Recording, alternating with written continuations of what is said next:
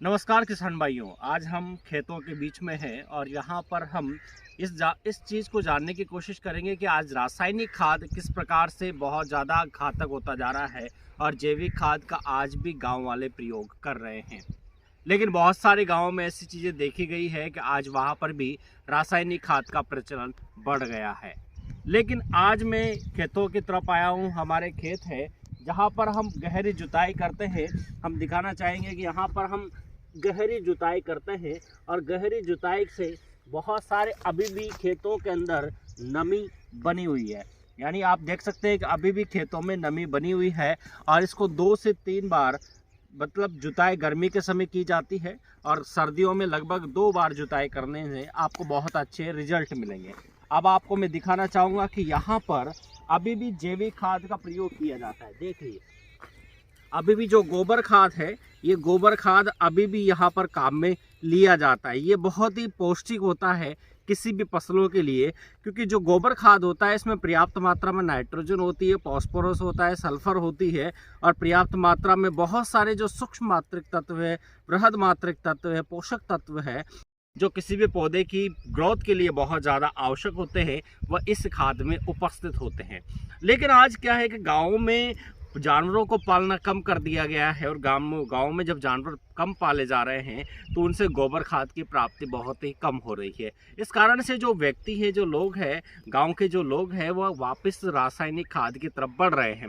लेकिन रासायनिक खाद कहीं न कहीं बहुत सारी मिट्टी की उर्वरक क्षमता को क्या करता जाता है, कम करता हुआ जाएगा। और जैसे जैसे मिट्टी की उर्वरक क्षमता कम होगी तो कहीं न कहीं बहुत सारे दुष्परिणाम हमारी सभ्यता को भुगतने पड़ेंगे, यानी पूरी मानव जाति को भुगतने पड़ेंगे। आज जितनी भी बीमारियां बढ़ रही है, कम उम्र में जितनी भी पॉल्यूशन रेट बढ़ रही है, जैसे मान के चलो छोटी छोटी उम्र में ब्लड प्रेशर हो जाता है, हार्ट अटैक जैसी बीमारियां आज मनुष्य को हो रही है। छोटी छोटी उम्र में बाल सफ़ेद हो रहे हैं, उसका सीधा सा कारण है कि जो पॉल्यूशन रेट है वो बहुत ज़्यादा बढ़ चुकी है और रासायनिक प्रभाव से आज बहुत सारी बीमारियां बढ़ रही है। इसी कारण से मैं किसान भाइयों से ये कहना चाहूँगा कि आप जितना ज़्यादा हो सके अपनी गोबर खाद का ही उपयोग करें, रासायनिक खाद को ज़्यादा काम में ना लें।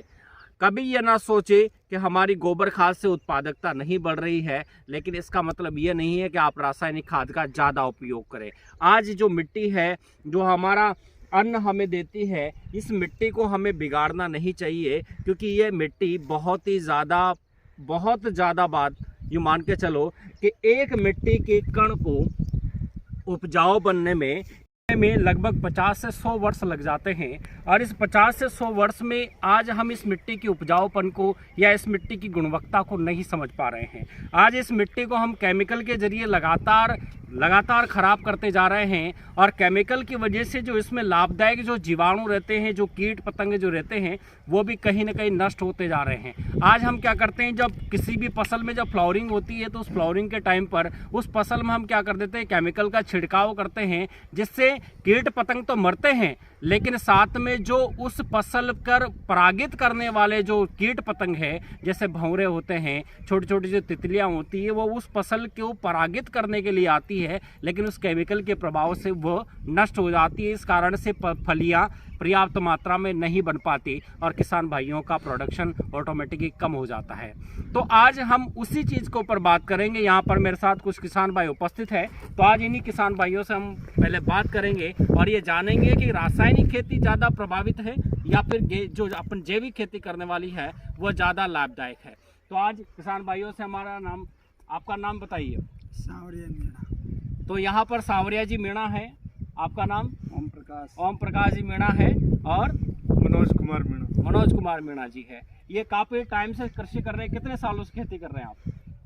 हो गए लगभग 30 साल। 30 साल से खेती कर रहे हैं। आपको कितना टाइम हो गया खेती करते? हो गए 20-25 साल। 20-25 साल से खेती कर रहे हैं। और आपको? 10 साल। 10 साल खेती करते हुए गया, यानी एक करीबन 25-30 साल की उम्र से लगातार खेती करते हुए आ रहे हैं और इन्हीं के सामने ये परिणाम, इनको 10-20 साल का एक्सपीरियंस है और इस एक्सपीरियंस के आधार पर आपको बताएंगे कि भाई रासायनिक खेती ज़्यादा लाभदायक है या फिर अपन जो जैविक खेती अपनाते हैं वो ज़्यादा लाभदायक है। तो रासायनिक खेती नुकसानदायक है कि लाभदायक है? नुकसानदायक। किस प्रकार से नुकसानदायक है? इससे कीटाणु बहुत होते हैं और मिट्टी खत्म हो जाती है। मिट्टी की गुणवत्ता खत्म हो जाती है। इनका कहना ये है कि मिट्टी की गुणवत्ता जो है वो खत्म हो जाती है, और उसके खत्म होने का सीधा सा कारण है क्योंकि लगातार केमिकल हम छिड़क रहे हैं। उस केमिकल से आजकल जो बीमारियां हो रही है, आज के 20 साल पहले क्या ऐसी बीमारी आपने देखी थी? नहीं देखी। क्या ऐसी बीमारियां पहले हुआ करती थी? नहीं हुआ करती थी। आज 18 साल के बच्चों को आज हार्ट अटैक जैसी बीमारियां लगातार हो रही है।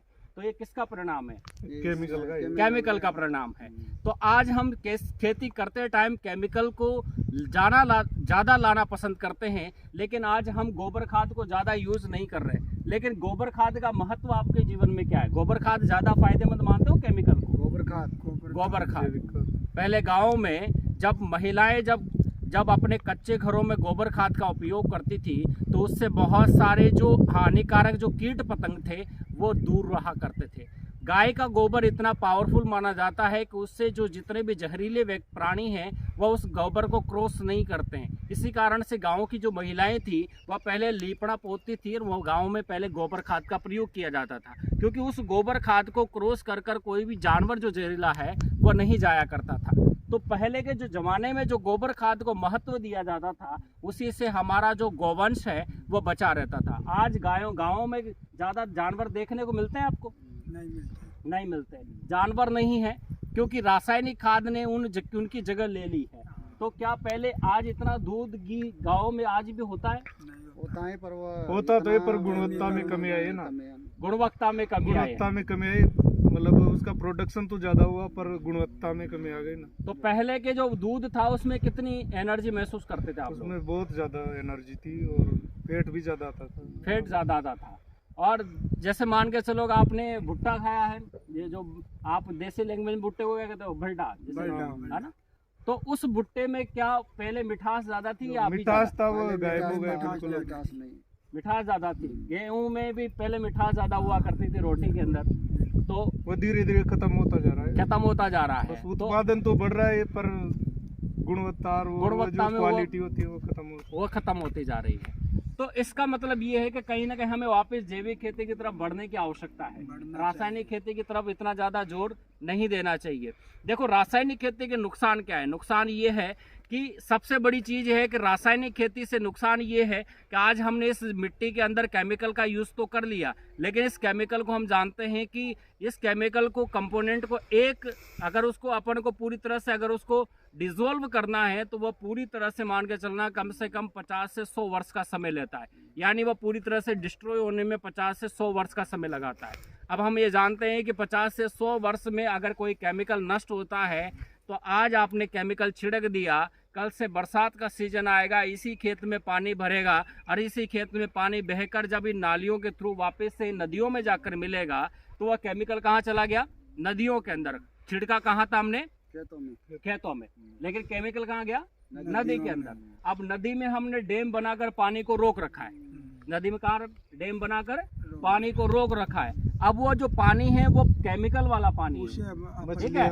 और उससे क्या हो गई, जो जलीय जीव है उनको तो नुकसान पहुंचेगा, लेकिन उस डैम से ही पाइपलाइन बिछाकर हमारे घरों के पास जो पानी आ रहा है, जो नलके में जो पानी आ रहा है, गाँव में सप्लाई हो रही है, सिटियों के अंदर जो सप्लाई हो रही है, उसी में हम थोड़ा सा उसको फिल्टर करके उसको कहाँ भेज रहे हैं? नलों में, और उसी पानी को हम पी रहे हैं। जब उसी केमिकल हम कितना हैवी केमिकल यूज करते हैं, पहले एंडोसल्फान यूज किया जाता था, 2,4-D यूज किया जाता था, आज अभी भी बहुत सारे किसान भाई करते हैं एंडोसल्फान का यूज, लेकिन अभी सरकार ने पूरी तरह से बैन कर रखा है। लेकिन फिर भी उसी लेवल के केमिकल आज वापस से यूज हो रहे हैं। नाम जरूर चेंज हो गए, लेकिन उसी लेवल के केमिकल वापस से दोबारा यूज हो रहे हैं। तो जब वह केमिकल पानी के थ्रू हमारे जो फूड चेन में वापस से शामिल होंगे, जब वापस से वह केमिकल घूम घाम कर हमारे ही पानी में आ जाएंगे और उसी पानी को हमें पीना पड़े, तो इनडायरेक्टली वही जहर जो हमने खेतों में छिड़का था, आज वही जहर वापस से हमें ही पीना पड़ रहा है। उसी जहर को वापस कौन पी रहा है? हम। तो इसी कारण से आज बीमारियां इतनी ज़्यादा बढ़ रही है।